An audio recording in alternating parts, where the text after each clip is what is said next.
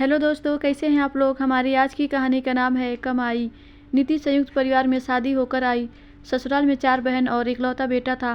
नीति का पति समीर का छोटा सा बिजनेस था जो दोनों बाप बेटे देखते थे।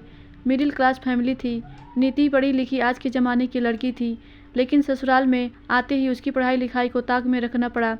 उसका सपना था कि पढ़ाई करके सर्विस करना चाहती थी, मगर नीति के लिए जैसे ही अच्छा रिश्ता आया, माँ ने नीति की शादी करने की जल्दबाजी कर दी।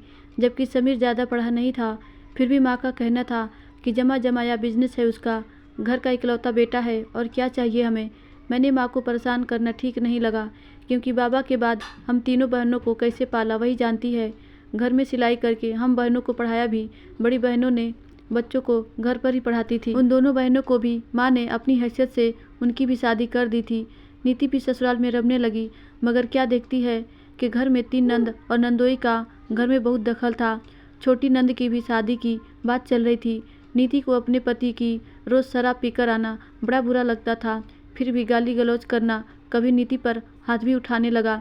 नीति सास ससुर से कहती तो उन दोनों का एक ही जवाब होता, अपनी कमाई का पीता है, कोई तेरे घर से तो नहीं लाया है पैसा। नीति कुछ सालों में उसके 2 बेटे हो गए। नीति ने माँ से और अपनी दोनों बड़ी बहनों से सलाह ली और नौकरी के लिए एप्लीकेशन दे दी। सरकारी दफ्तर में नीता को स्टेनोग्राफ की पोस्ट पर पोस्टिंग हो गई। नीति ने ससुराल में बताया तो कोहराम मच गया। सास ने घर सिर पर उठा लिया, लो अब ये महारानी नौकरी करेंगी, मुझे तो ये समझ नहीं आता। 4 किताबें क्या पढ़ ली, चली नौकरी करने। अरे ये घर कौन संभालेगा, इससे पूछो। घर में पति या हम बड़ों से पूछा कि नौकरी करने का। बस अम्मा जी की जुबान बंद ही नहीं हो रही थी।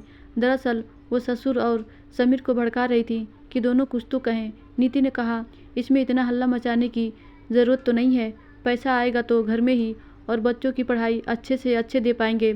आज कंपटीशन का ज़माना है, 4 पैसे आएंगे तो बुरा क्या है। सास फिर छाती पीट कर रोना धोना मचा रही थी। हाँ, अब हमें इनकी कमाई खानी होगी। नीति खामोश होकर अंदर आ गई। समीर भी भन्नाया हुआ अंदर आकर गुस्सा करने लगा, क्या ज़रूरत है तुम्हें नौकरी करने की, मैं ये बर्दाश्त नहीं करूँगा, समझी। नीति कुछ जवाब नहीं दे रही थी तो आग बबूला होने लगा। वो चाहता था नीति मेरी बात का जवाब क्यों नहीं दे रही थी।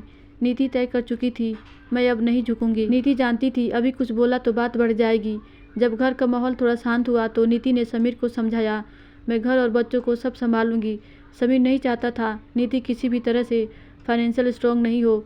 नीति ने नौकरी ज्वाइन कर लिया। घर में सास रोजाना के हंगामा करती, मगर जब तक बर्दाश्त हुआ नीति ने काम चलाया। फिर पास में ही घर किराए पर ले लिया। बच्चों के साथ पति सास ससुर को बता दिया, मैं यहाँ शिफ्ट होना चाहती हूँ।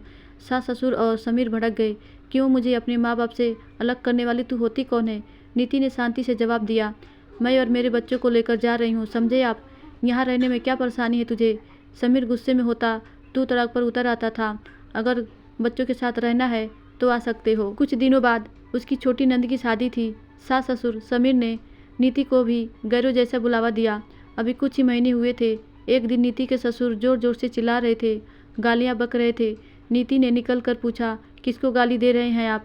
तो गुस्से में बताने लगे, अरे वो कल का छोकरा मेरी बेटी को मारता है, शराब पीकर गालियाँ देता है, कहता है तेरे बाप के यहाँ से लाई है पैसा जो मना करती है। नीति ने फौरन ही जवाब दिया, यही कर्मा है ससुर जी, जब मेरा पति यानी आपका बेटा पीकर यही बोलता था तो आप दोनों सास ससुर मुझे यही कहकर जलील करते थे। आपका बेटा भी यही बोलता था, तेरे बाप के यहाँ से लाई है।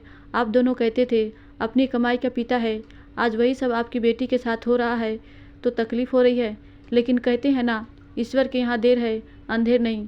धन्यवाद दोस्तों, आशा करती हूँ यह कहानी आपको अच्छी लगी होगी।